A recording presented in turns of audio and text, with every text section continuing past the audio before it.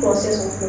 अब इन दोनों में डिफरेंस क्या है? Procedure established by law Japanese constitution का कॉन्सेप्ट है, due process of law US का कॉन्सेप्ट है। ठीक है, हम दोनों को फॉलो करते हैं। प्रोसीजर एस्टैब्लिश्ड बाय लॉ का मतलब है कि अगर किसी लेजिस्लेचर के द्वारा कोई लॉ पास किया जा रहा है तो वो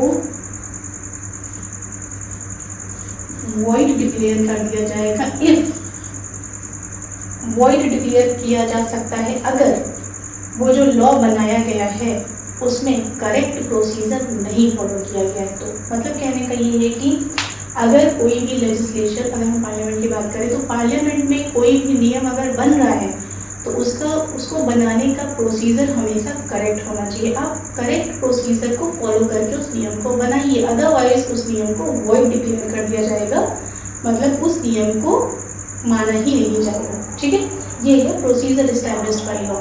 अगर हम ड्यू प्रोसेस ऑफ लॉ की बात करें तो ड्यू प्रोसेस ऑफ लॉ का मतलब है कि लॉ करेक्ट है या नहीं करेक्ट है ये देखा जाता है, वहाँ पे प्रोसीजर नहीं देखा जाता है। ठीक है, लॉ की बात की जाती है, यहाँ पे लॉ किस प्रोसेस के थ्रू बना है वो देखा जाता है। आइडियल ऑफ जस्टिस कौन कौन सी? सोशल, इकोनॉमिक एंड पॉलिटिकल, और ये तीनों है कहाँ पे? इन प्रीएम्बल। ठीक है, अब ये हमने कहाँ से लिया? तो ये भी हमने आइडिया लिया कहाँ से? यूएसएसआर से। अब ये है क्या? देखो, जस्टिस का मतलब होता है न्याय। तीन टाइप की जस्टिस की बात की गई है। पहली बात की गई है सोशल जस्टिस। सोशल जस्टिस का मतलब होता है कि सोसाइटी के लेवल पे डिस्क्रिमिनेशन नहीं होना चाहिए on the basis of caste और क्रीड। इकोनॉमिक जस्टिस की बात करें तो हर पर्सन को बिना किसी डिस्क्रिमिनेशन के हमें इक्वल अपॉर्चुनिटी देनी चाहिए ताकि वो अपना लाइवलीहुड अर्न कर सके। पॉलिटिकल जस्टिस की बात करें अगर तो हमें विदाउट एनी डिस्क्रिमिनेशन सभी को पॉलिटिकल राइट्स देने चाहिए, या सभी को वो पॉलिटिकल राइट्स होने चाहिए कि वो वोट कर सकें या फिर वो इलेक्शन लड़ सकें। ठीक है, without any discrimination. Radhe Radhe बच्चों, कैसे हैं आप सब? तो आज का जो हमारा टॉपिक है वो है salient features of the constitution. हम इंडियन पॉलिटी एम लक्ष्मीकांत का 7th एडिशन कंटिन्यू कर रहे हैं और ये है हमारा 4th चैप्टर। हमने अपने पिछले लेक्चर में देखा पहला फीचर इंडियन कॉन्स्टिट्यूशन का, और वो था कि हमारा जो संविधान है वो लेंथीएस्ट रिटन कॉन्स्टिट्यूशन है। ठीक है, हमने शेड्यूल्स के बारे में भी पढ़ा। अब हम पढ़ने वाले हैं सेकेंड फीचर को, जो है कि हमारा संविधान डिफरेंट सोर्सेज से लिया गया है। हम जब संविधान सभा में बैठकर अपना संविधान बना रहे थे तो हमने लगभग 60 कंट्रीज के कॉन्स्टिट्यूशन को स्टडी किया, और ऐसा हमने इसलिए किया ताकि हम दूसरे संविधान के कुछ अच्छे प्रोविजंस जो इंडिया जैसी कंट्री को सूट कर रहे थे अपनी कंट्री के कॉन्स्टिट्यूशन में ऐड कर सकें। यही रीज़न है कि हमारे कॉन्स्टिट्यूशन के सेलिएंट फीचर्स में एक फीचर ये भी है कि हमारा कॉन्स्टिट्यूशन डिफरेंट सोर्सेज से लिया गया है। डॉक्टर भीमराव अम्बेडकर कहते हैं कि our constitution has been framed after ransacking all the constitution of the world. That means यहाँ पे एक टर्म का इस्तेमाल किया गया है ransacking। ransacking का मतलब होता है तोड़ मरोड़ करना। ठीक है, डॉक्टर भीमराव अम्बेडकर का कहना था कि हमने डिफरेंट कंट्रीज के कॉन्स्टिट्यूशन को तोड़ा मरोड़ा और उसमें से जो अच्छे प्रोविजंस थे उनको हमने अपने संविधान में डाला। ओके, अब हम ये देखेंगे कि ऐसी कौन सी कंट्रीज हैं जिससे हमने अपने कॉन्स्टिट्यूशन के कुछ प्रोविजंस को लिया है। ठीक है, पहला जो कॉन्स्टिट्यूशन है जिससे हमने डिफरेंट प्रोविजन को लिया है वो है ब्रिटेन कॉन्स्टिट्यूशन।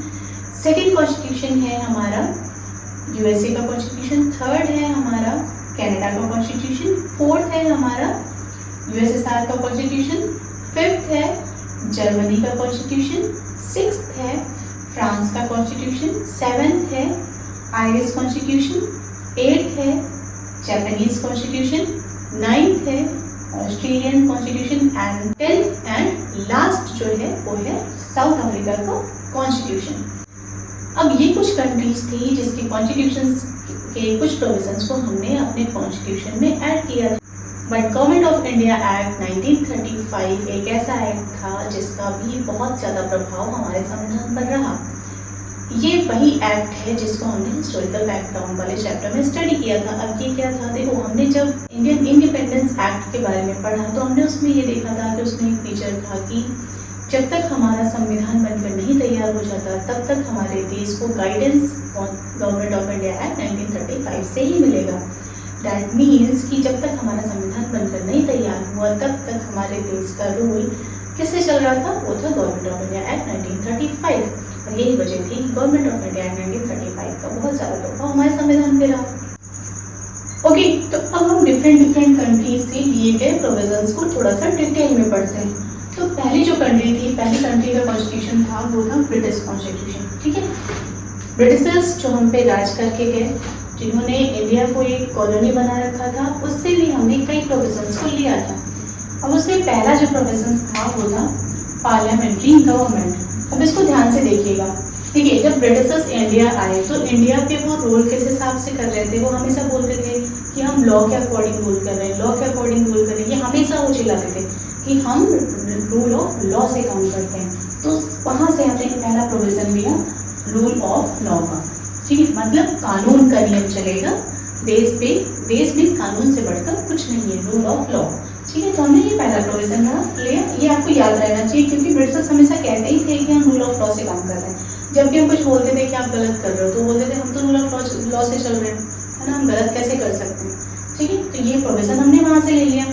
दूसरा इन्होंने लिया था, इनके यहाँ से प्रोविजन हमने लिया था, वो था पार्लियामेंट्री गवर्नमेंट। अब देखो, ये हमारे यहाँ रूल करके गए और हमें पता है कि यहाँ पे एक पार्लियामेंट हुआ करता था, है ना, जो जिसे हम पहले लेजिस्लेटिव असेंबली बोलते थे, या हम बोलते थे कि गवर्नर की लेजिस्लेटिव काउंसिल है ये। ठीक है, तो बाइकैमरलिज्म भी लेकर आ गए ये, है ना, उसको 2 सदन में भी बांट दिया था इन्होंने। तो ये जो चीज़ें थी ना, ये ऑटोमेटिक पेस में चल रही थी। तो हमने ये सोचा कि इसको बदलने की ज़रूरत नहीं है। अगर हम सिंपल सेम चीज़ें अगर हम यहाँ चला रहे हैं, वैसे ही पार्लियामेंट रहने देते हैं, वैसे ही बाइकैमरलिज्म भी रहने देते हैं, वही लेजिस्लेटिव प्रोसीजर रहने देते हैं, तो शायद चीज़ें उतनी डिफिकल्ट ना हो। ठीक है, तो हमने क्या किया पार्लियामेंट्री गवर्नमेंट। पार्लियामेंट्री गवर्नमेंट में क्या होगा? एक पार्लियामेंट होगा, उस पार्लियामेंट में लोकसभा राज्यसभा होगी और उस लोकसभा में जो एमपीज होंगे उसका लीडर जो होगा वो होगा हमारा प्राइम मिनिस्टर। ठीक है, वो प्राइम मिनिस्टर चुना जाएगा। ठीक, तो और भी कई फीचर्स हैं पार्लियामेंट्री गवर्नमेंट के, वो हम आगे बढ़ेंगे, थोड़ा डिटेल में देखेंगे। ठीक, एक हमने ये चीज़ें यहाँ से ले ली। दूसरा, लेजिस्लेटिव प्रोसीजर्स क्या रहेंगे? अब क्योंकि ये लेजिस्लेचर है, पार्लियामेंट हमारा लेजिस्लेचर है जहाँ पे कानून बनते हैं, तो वहाँ पे क्या प्रोसीजर्स फॉलो किए जाएंगे वो भी तो हम यहीं से लेंगे ना, ब्रिटेन कॉन्स्टिट्यूशन से ही लेंगे। तो ये भी हमने यहीं से लिया। अब पार्लियामेंट की बात कर ही रहे हैं तो पार्लियामेंट्री प्रिविलेजेस मतलब पार्लियामेंट में रहने वाले लोगों की, मतलब है कि सांसद की या एमपीज की कुछ स्पेशल पावर्स होंगी या स्पेशल राइट्स होंगे, तो वो है पार्लियामेंट्री प्रिविलेजेस। ठीक है, तो ये भी हम इसी कॉन्स्टिट्यूशन से लेंगे। नेक्स्ट आता है आपका बाइकैमरलिज्म। बाइकैमरलिज्म का मतलब है कि 2 houses that means Lok Sabha and Rajya Sabha, lower house and upper house, ये भी हमने यहीं से ले लिया। ठीक है, तो ये चीज़ें आपको याद रखनी चाहिए, rule of law, parliamentary government, legislative procedures, parliamentary privileges, bicameralism, इसमें कोई डाउट नहीं होना चाहिए आपको। नेक्स्ट आता है कैबिनेट सिस्टम। अब ये क्या है? देखो, सेंटर की अगर हम बात करें तो पीएम होते हैं देश के, उसके अंदर कुछ मिनिस्टर्स आते हैं। ठीक है, जिसको हम बोलते हैं काउंसिल ऑफ मिनिस्टर्स। ठीक, जितने मिनिस्टर्स बनेंगे हम बोलेंगे काउंसिल है मिनिस्टर्स की। ठीक है, बट कुछ मिनिस्टर्स ऐसे होते हैं जो मेन होते हैं, उसको हम बोलते हैं कैबिनेट। कभी नाम सुना होगा ना कि कैबिनेट की मीटिंग है, मतलब वो कैबिनेट मिनिस्टर्स होते हैं। ठीक, जो मेन मिनिस्टर्स होंगे वो कैबिनेट मिनिस्टर्स होंगे। ये इनका नंबर इनसे कम होता है, इसलिए मैंने इसको छोटे बोले में लिखा है। ठीक है, अब उसके भी अंदर एक किचन कैबिनेट होता है। किचन कैबिनेट जैसे कोई बहुत ही सीक्रेट काम करना हुआ, जैसे मान लो सर्जिकल स्ट्राइक करनी हुई, तो हम सब सारे मिनिस्टर्स को तो नहीं बता सकते ना, क्योंकि बात लीक हो सकती है। तो क्या होगा कि ये किचन कैबिनेट उस टाइम पे काम करेगा। ठीक है, तो कैबिनेट जो है वो एक बॉडी की तरह वर्क करता है हमेशा। यहाँ पे कुछ मिनिस्टर्स होते हैं, कुछ मेन मिनिस्टर्स होते हैं, जैसे मान लीजिए डिफेंस मिनिस्टर हो गए, होम मिनिस्टर्स हो गए, home minister, defence minister, finance minister, है ना, तो और फॉरेन मिनिस्टर हो गए, तो ये कैबिनेट में आ गए और इनके हेड कौन हो गए? ऑलवेज पीएम हो गए। ठीक है, तो ये कैबिनेट सिस्टम जो था ये भी हमने कहाँ से लिया था? ब्रिटेन कॉन्स्टिट्यूशन से। ठीक, अब नेक्स्ट आता है आपका प्रेरोगेटिव रिट्स।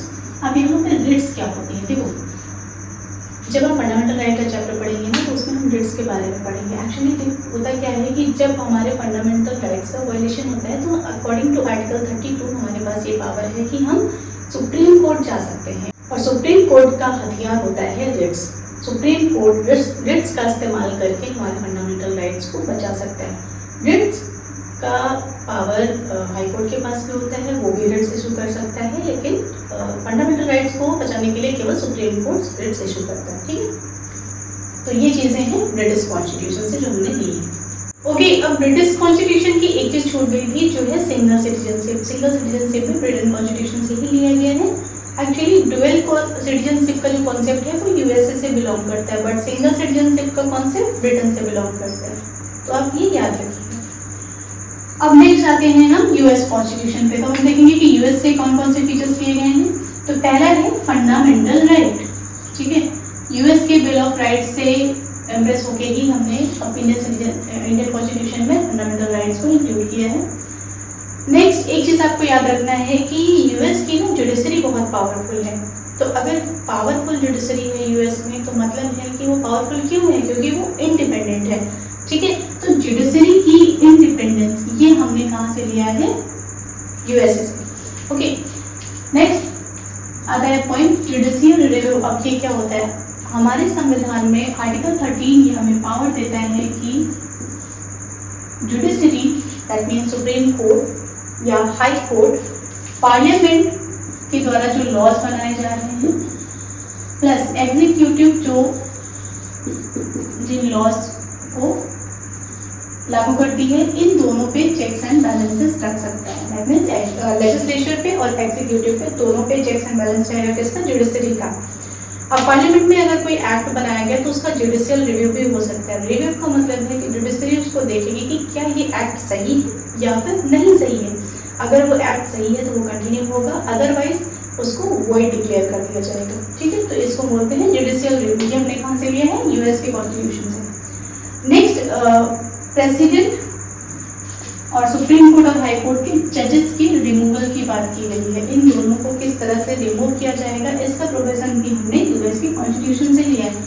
क्योंकि देखो इसको कैसे याद रखोगे, यूएसए में प्रेसिडेंट होते हैं, ठीक है, तो यूएसए के प्रेसिडेंट को हटाना भी तो पड़ेगा। तो वहाँ पे प्रेसिडेंट को हटाने के लिए आता है इम्पीचमेंट, जिसे हम हिंदी में महाभियोग भी बोलते हैं। इम्पीचमेंट एक पार्लियामेंट का प्रोसेस होता है, काफ़ी लेंथी प्रोसेस है, इजी नहीं होता है प्रेसिडेंट को हटाना, काफ़ी टफ प्रोसेस है। इसके बारे में हम फिर कभी बात करेंगे। और सुप्रीम कोर्ट और हाई कोर्ट के जजेस को किस तरह रिमूव करना है ये भी यहीं से हमने लिया। क्यों, क्योंकि जुडिशरी यहाँ पे इतनी पावरफुल है तो ये भी तो यहीं से होना चाहिए, है ना। तो ये दोनों जो फीचर्स हैं हमारे वो भी हमने यूएस कॉन्स्टिट्यूशन से लिया है। नेक्स्ट वाइस प्रेसिडेंट की पोस्ट भी यूएसए में है, तो उस पोस्ट को भी हमने यहाँ से लिया है और हम इंडिया में भी वाइस प्रेसिडेंट को बनाते हैं। ठीक है, और इंडिया में ऐसे ही वाइस प्रेसिडेंट होते हैं। नेक्स्ट है कैनेडियन कॉन्स्टिट्यूशन। अब देखो यहाँ पे एक चीज़ याद रखने वाली है, that C for Canada and C for centre. ठीक है, अब यहाँ पे जितने भी इसके पॉइंट्स हैं वो मैक्सिमम ऐसे पॉइंट्स हैं जिसमें सेंटर को स्ट्रॉन्ग बनाया जा रहा है, सेंटर को स्ट्रॉन्ग बताया जा रहा है। तो पहला जो पॉइंट है वो है federation with a strong centre. Federation का मतलब होता है division of power, but with a strong centre. तो हमारी कंट्री में क्या प्रोविजन है, हमने पावर्स को सेंटर और स्टेट के बीच में और लोकल गवर्नमेंट के बीच में डिवाइड तो कर रखा है, बट हमने ज़्यादा पावर किसके हाथ में दी, ज़्यादा स्ट्रॉन्ग हमने किसको बनाया, वो हमने बनाया सेंटर को। ठीक है, तो ये फीचर हमने लिया कहाँ से, ये लिया हमने कैनेडियन कॉन्स्टिट्यूशन से। कनाडा में भी ऐसे ही होता है। नेक्स्ट है wasting of residuary powers with centre. अब ये क्या है, देखो 7th शेड्यूल जब हमने पढ़ा था ना, 7th शेड्यूल में फेडरलिस्ट हमने पढ़ी थी। फेडरलिस्ट में हमने देखा था कि 3 सब्जेक्ट्स में डिवाइड किया गया था फेडरलिस्ट को। पहला union subject, second state subject and third one is concurrent list. ठीक है, तो यूनियन लिस्ट में ऐसे सब्जेक्ट्स को हमने डाल रखा था जिसपे पार्लियामेंट लॉ बना सकती है। स्टेट लिस्ट में ऐसे सब्जेक्ट्स को हमने डाल रखा था जिसपे स्टेट लॉ बना सकता है, ये स्टेट लेजिस्लेचर लॉ बना सकते हैं।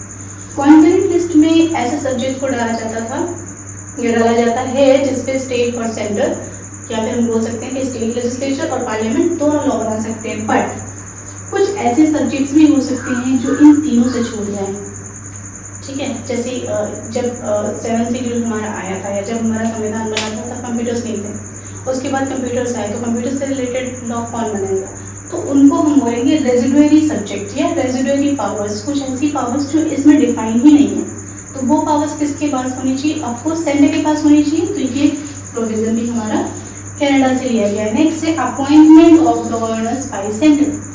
अब देखो, स्टेट में गवर्नर अपॉइंट किया जाता है, हमें पता है कि वो प्रेसिडेंट के द्वारा अपॉइंट किया जाता है।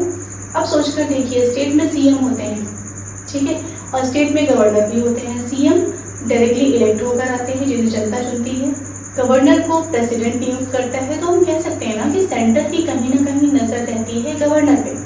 आप ऐसे स्टेट्स देख लीजिए जहाँ पे सेम गवर्नमेंट नहीं है जो गवर्नमेंट सेंटर में, जैसे अभी बीजेपी की बात करें तो वेस्ट बंगाल में बीजेपी की गवर्नमेंट नहीं है, तो इसलिए वहाँ पे सीएम और गवर्नर में अक्सर झड़प हुआ करती है, ठीक। क्यों? क्योंकि वहाँ पे बोलते हैं कि गवर्नर जो है वो सेंटर का बंदा है, ठीक। तो appointment of governors bye centre, तो हम यहाँ पे क्या कर रहे हैं, सेंटर को ज़्यादा पावर दे रहे हैं, सेंटर को स्ट्रॉन्ग बना रहे हैं। तो ये प्रोविजन भी हमने कहाँ से लिया है, कैनेडियन कॉन्स्टिट्यूशन से। नेक्स्ट प्रोविजन आता है हमारा advisory jurisdiction of supreme court.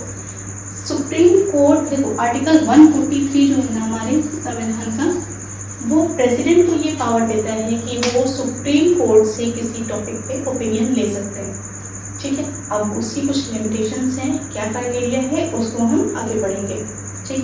तो ये चीज़ें आपको याद रखनी है। पहला सेकंड है यूएस कॉन्स्टिट्यूशन, फर्स्ट हमने ब्रिटिश कॉन्स्टिट्यूशन के बारे में पढ़ा था, थर्ड है कैनेडियन कॉन्स्टिट्यूशन। ओके, अब जो नेक्स्ट कंट्री है, अब नेक्स्ट कॉन्स्टिट्यूशन है सोवियत कॉन्स्टिट्यूशन, यूएसएसआर। अब यूएसएसआर से हमने क्या क्या लिया है, तो यूएसएसआर से हमने फंडामेंटल ड्यूटीज का आइडिया लिया है। फंडामेंटल ड्यूटीज ओरिजिनल कॉन्स्टिट्यूशन में नहीं थी, हमने 42nd अमेंडमेंट किया कॉन्स्टिट्यूशन में, उसके थ्रू हमने पार्ट 4A में ऐड किया था फंडामेंटल ड्यूटीज को, और इसका आइडिया हमने कहाँ से लिया, ये लिया हमने यूएसएसआर से। ओके, नेक्स्ट आता है आइडियल ऑफ जस्टिस। कौन कौन सी, सोशल, इकोनॉमिक एंड पॉलिटिकल, और ये तीनों है कहाँ पे, इन प्रियम्बल, ठीक है। अब ये हमने कहाँ से लिया, तो ये भी हमने आइडिया लिया कहाँ से, यूएसएसआर से। अब ये है क्या, देखो जस्टिस का मतलब होता है न्याय। 3 टाइप की जस्टिस की बात की गई है। पहली बात की गई है सोशल जस्टिस।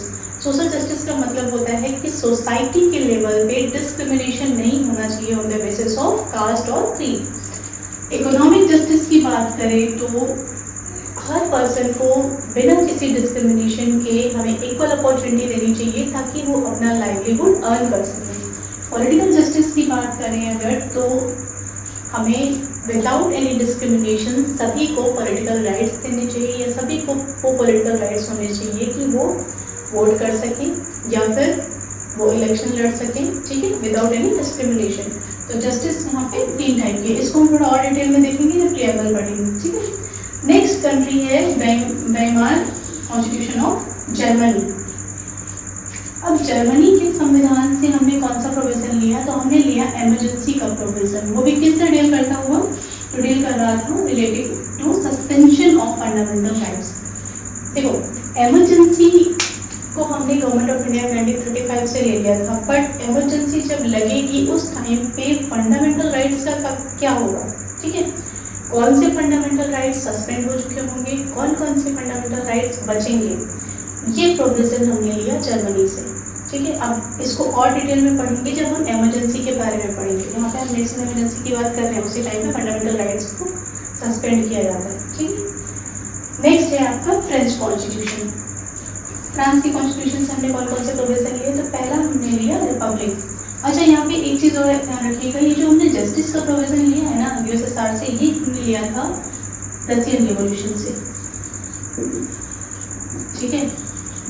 ये 1917 में हुआ, रसिया में क्रांति आई थी जहाँ से ये आइडिया निकल कर आया जस्टिस का, वहाँ से हमने इसे जस्टिस का आइडिया अडॉप्ट कर लिया। फ्रेंच कॉन्स्टिट्यूशन में जब फ्रेंच रिवॉल्यूशन हुआ तो यहाँ से आइडिया निकल के आया लिबर्टी, इक्वालिटी एंड फ्रेटर्निटी का। तो ये आइडिया हमने अपने कॉन्स्टिट्यूशन में अडॉप्ट कर लिया। लिबर्टी का मतलब है फ्रीडम, एक ऐसी फ्रीडम जिसको यूज करते हुए हम दूसरे की फ्रीडम का ध्यान रखें, ठीक है। इक्वालिटी, इक्वालिटी का मतलब है equality of status opportunity. Fraternity का मतलब है ब्रदरहुड, ठीक है। तो ये चीजें भी आपको प्रियम्बल में ही मिलेंगी, ठीक है, ये भी आपको प्रियम्बल में ही मिलेगा। नेक्स्ट जो प्रोविजन लिया हमने वो लिया है रिपब्लिक का। हमारी कंट्री जो है इंडिया है वो एक रिपब्लिक है। बात करते हैं कि इंडिया एक रिपब्लिक है, तो रिपब्लिक का मतलब क्या होगा? रिपब्लिक का मतलब है यहाँ पे कि एक ऐसी कंट्री जहाँ पे जो हेड है स्टेट का, या कि जो कंट्री का हेड है वो जनता के द्वारा चुना जाए, ना कि हेरिडेटरी लोग। जैसे हम ब्रिटेन की बात करते हैं तो ब्रिटेन में जो हेड होते हैं ना वो किंग होते हैं, है ना, होते हैं ना कि वहाँ पे राजा होते हैं, क्वीन होती है, जैसे क्वीन एलिजाबेथ की बात कर रहे थे। तो यहाँ पे लेकिन इंडिया में ऐसा नहीं है। इंडिया में जो हेड है, हमारे जो प्रेसिडेंट है वो किसके द्वारा चुने जाते हैं? जनता के रिप्रेजेंटेटिव होते हैं वो एक अलग बात है कि वो थोड़ा सा इनडायरेक्ट इलेक्शन होता है, बट है वो जनता के रिप्रेजेंटेटिव, ठीक है। उसको ऐसे याद रखना, representative of public, that is Republic, ठीक है। ओके, अब नेक्स्ट जो है वो है आयरिश कॉन्स्टिट्यूशन, आयरलैंड का कॉन्स्टिट्यूशन। अब इससे हमने कौन कौन से प्रोविजंस लिए हैं? तो इससे हमने सबसे पहला जो प्रोविजन लिया है वो है directive principles of state policy. यहाँ पे ऐसे प्रिंसिपल्स लिखे हुए हैं जिनको फॉलो करके कोई भी स्टेट या कोई भी कंट्री लॉज बनाएगी, ठीक है। ये एक तरह से डायरेक्टिव्स हैं, ठीक है। अब जैसे मान लीजिए कोई सीएम बना, उसे उन्हें नहीं पता है कि क्या करना है, या पार्लियामेंट में एमपीज बैठे हैं, उन्हें नहीं पता है कि हमें नियम किस बेसिस पे बनाने चाहिए, या नियम बनाते वक्त कौन कौन से रूल्स को ध्यान में रखना चाहिए। जैसे इक्वालिटी होना चाहिए, है ना, वेलफेयर ऑफ द स्टेट होना चाहिए। तो ये सारी चीज़ें यहाँ पे लिखी है, ये एक गाइड बुक है, ठीक है। नेक्स्ट जो प्रोविजन हमने लिया है वो है nomination of members to Rajya Sabha. अब हमें पता है कि पार्लियामेंट जो होता है उसमें 2 हाउसेस होते हैं, एक लोकसभा, दूसरा राज्यसभा, ठीक है। राज्यसभा में जो टोटल मेंबर्स होते हैं उनमें से 12 मेंबर्स का नॉमिनेशन होता है, और वो करता कौन है? प्रेसिडेंट, ठीक है। अब इन 12 मेंबर्स का जो नॉमिनेशन होगा उसका प्रोविजन हमने कहाँ से अडॉप्ट किया है? तो वो हमने किया है आयरलैंड से, ओके। लोकसभा में भी पहले नॉमिनेशन होता था, बट अभी वो चीज़ नहीं है। 104th अमेंडमेंट के थ्रू उसको हटा दिया गया है, जो पहले एंग्लो इंडियंस के लिए करते थे, ठीक है। 2 लोगों का नॉमिनेशन करते थे, बट वो हमने हटा दिया है। नेक्स्ट है method of election of president. President का इलेक्शन होगा कैसे, क्या मेथड होगा? देखो, प्रेसिडेंट का इलेक्शन कैसे होता है? इनडायरेक्ट इलेक्शन होता है। हम लोग डायरेक्ट वोट नहीं डालते। जो पार्लियामेंट के एमपीज होते हैं, इलेक्टेड एमपी, प्लस जो लेजिस्लेटिव असेंबलीज होती हैं उनके एमएलएज होते हैं, प्लस जो यूटीज होती हैं, यूटीज में जैसे आ गया आपका दिल्ली हो गया, है ना, पुडुचेरी हो गया, और जम्मू एंड कश्मीर हो गया, इनकी जो लेजिस्लेटिव असेंबलीज है उसके भी एमएलएज। तो ये सब लोग मिलकर प्रेसिडेंट के इलेक्शन में वोट करते हैं। सीक्रेट बैलेट के थ्रू वोट होता है, प्रोपोर्शनल रिप्रेजेंटेशन के through, proportional representation and single transferable vote के थ्रू वोटिंग होती है प्रेसिडेंट के इलेक्शन में। तो ये जितना मेथड है ना, जो भी मेथड है, ये हमने लिया कहाँ से? ये हमने लिया है आयरिश कॉन्स्टिट्यूशन से, ठीक। नेक्स्ट आता है आपका जापानीज कॉन्स्टिट्यूशन। अब जापान से हमने क्या क्या लिया? देखो, यहाँ से हमने लिया है प्रोसीजर एस्टैब्लिश्ड बाय लॉ। अब ये है क्या? जब आप पॉलिटी पढ़ेंगे ना पूरी, तो आप 2 टर्म सुनेंगे। एक सुनेंगे प्रोसीजर एस्टैब्लिश्ड बाय लॉ, दूसरा टर्म है ड्यू प्रोसेस ऑफ लॉ। अब इन दोनों में डिफरेंस क्या है? Procedure established by law Japanese constitution का कॉन्सेप्ट है, due process of law US का कॉन्सेप्ट है, ठीक है।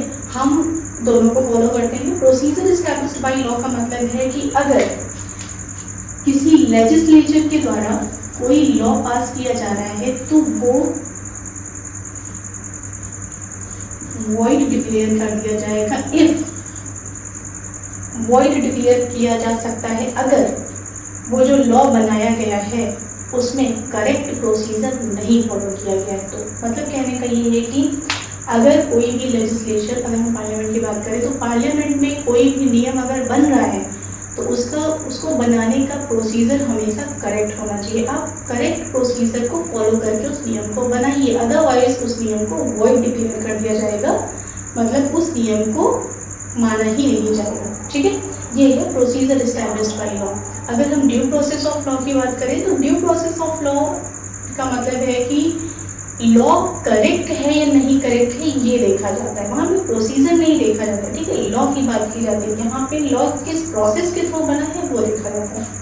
ठीक है, नेक्स्ट आता है आपको ऑस्ट्रेलियन कॉन्स्टिट्यूशन। ऑस्ट्रेलिया का कॉन्स्टिट्यूशन, यहाँ से हमने देखो जैसे हमने कनाडा का कॉन्स्टिट्यूशन पढ़ा था ना, तो उसमें हमने देखा था कि मेनली उसमें वो प्रोविजंस थे, वो फीचर्स थे जो सेंटर को स्ट्रॉन्ग बना रहे थे। बट ऑस्ट्रेलिया की कॉन्स्टिट्यूशन से हमने वो चीज़ें ली थी जो सेंटर और स्टेट के बीच में थोड़ा सा बैलेंस बना रहे थे। ठीक है, तो जैसे हमने ली यहाँ पे कॉन्करेंट लिस्ट को। कॉन्करेंट लिस्ट क्या है, देखो फेडरल लिस्ट जो हमने पढ़ा था 7th शेड्यूल को, 7th शेड्यूल में 3 लिस्ट थी, एक तो स्टेट लिस्ट, यूनियन लिस्ट और कॉन्करेंट लिस्ट। यूनियन लिस्ट में हमने देखा था वो सब्जेक्ट थे जिसपे पार्लियामेंट लॉ बना सकता है, स्टेट लिस्ट पे वो सब्जेक्ट थे जिसपे स्टेट लेजिस्लेचर लॉ बना सकता है, बट कॉन्करेंट लिस्ट पे वो सब्जेक्ट्स थे जिसपे स्टेट और पार्लियामेंट दोनों लॉ बना सकते हैं। ठीक है, तो यहाँ पे एक बैलेंस क्रिएट करने की कोशिश की गई है। नेक्स्ट जो इसका प्रोविजन आता है वो आता है freedom of trade, commerce and intercourse. अब ये क्या है, ऑल ओवर इंडिया हमें ये फ्रीडम है कि हम ट्रेड कर सकते हैं। ठीक है, commerce, trade and intercourse. Intercourse का मतलब है यहाँ पे कि अदर बिजनेसेस की बात करते हैं, बिजनेसेस है या डिफरेंट ऑक्यूपेशंस हैं, कोई भी हम फॉलो कर सकते हैं अपनी मनमर्जी के हिसाब से। ठीक है, तो ये हमें फ्रीडम है कि ऑल ओवर इंडिया हम फ्रीली ट्रेड कर सकते हैं, trade, commerce and other businesses हैं, जो भी हम चाहें, जो भी प्रोफेशन चाहें या जो भी ऑक्यूपेशन चाहें वो हम फॉलो कर सकते हैं। ठीक है, नेक्स्ट है joint sitting of 2 houses of parliament. अब ये जॉइंट सिटिंग क्या है, ठीक है, इस कॉन्सेप्ट को समझ लीजिए। देखो जो पार्लियामेंट है ना, यहाँ पे पार्लियामेंट, यहाँ पे हमने देखा कि एक लोकसभा है, एक राज्यसभा है। अब पार्लियामेंट में होता क्या, नियम बनते हैं। ठीक है, एक बिल आता है ना, एक बिल क्या है, एक कॉपी ले लो 2-3 पेज की हो, मान लो आपको कोई नियम लाना है तो 2-3 पेज की कॉपी लेकर आओगे, उसमें कुछ लिखा होगा तो वो बिल कहलाएगा। अब वो यहाँ पर डिस्कस हुआ, ठीक है, ठीक, यहाँ पे मान लीजिए सारे एमपीज बैठे हुए हैं, इनके बीच में डिस्कशन हुआ, वोटिंग हुआ और ये बिल यहाँ से पास हो गया। तो सेकेंड प्रोसेस क्या होगा कि वो यहाँ जाएगा राज्यसभा में। अब राज्यसभा में भी डिस्कशन हुआ तो इन लोगों ने क्या किया, इस बिल को रिजेक्ट कर दिया। ठीक है, कि हम इसको नहीं पास करेंगे, पहला केस। दूसरा केस, अगर इन्होंने पास किया, ये यहाँ पे गया और इन्होंने कुछ अमेंडमेंट सुझाए कि ये चीज़ें होनी चाहिए इस बिल में और ऐड होनी चाहिए, फिर इन्होंने फिर से इनके पास भेजा और लोकसभा के लोगों ने बोला कि नहीं, आप जो अमेंडमेंट सजेस्ट कर रहे हो वो हमें नहीं समझ आ रहा है, हम नहीं मानेंगे उसको। ठीक है, इन्होंने इनकी बात को मना कर दिया। ये सेकंड सिचुएशन थी। थर्ड सिचुएशन ये हो सकती है कि, ठीक है, फर्स्ट हो गई, सेकंड हो गई,